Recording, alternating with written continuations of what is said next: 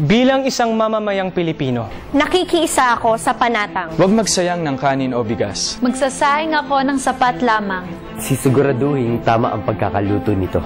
Kukuha ako ng kaya kong ubusin upang sa aking pinggan ay walang matirang kanin. Ganon din ang aking gagawin. Kung may handaan o kung sa labas ako kakain.